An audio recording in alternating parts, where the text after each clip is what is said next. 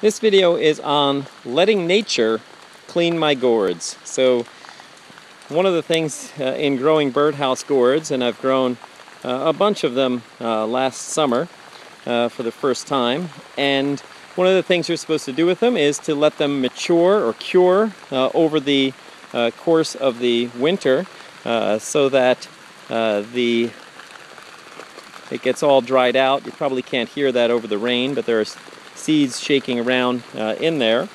When the seeds are all shaking around, it's nice and dry on the inside, and it's time to clean them up and get going with whatever you're going to be doing with them. And if you're using them for outdoor birdhouses, maybe you just want to leave them natural and drill a few holes in them, and that's fine.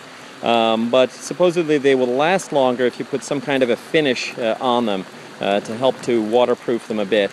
And one of the things in doing that, to get the finish onto the gourd itself and not onto the thin outer skin, which really was just covered with fungus or mold or whatever over the winter, one of the things you're supposed to do is to clean them up. And you can use sandpaper for that and other things, and people talk about soaking them first.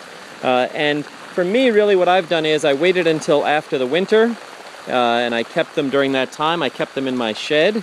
So that while they were still green, when I had them just kind of still green and outside, the squirrels and things started eating at them, and chipmunks. But kept them in the shed over the winter. Now they're all brown and relatively hard, and it's time to clean them up. And one of the things that can be done is just to hang them outside. And as the spring rain comes falling on down, it gets them nice and wet, and as the wind blows around, that works on them as well. And some of these areas here, which were all crusted on there, you can see now, start to move. In fact, if I use even just my fingernail, I can get all of that, not all, but a lot of that crusted stuff off of there. And the gourd, the beauty of the natural gourd shell itself starts to shine through.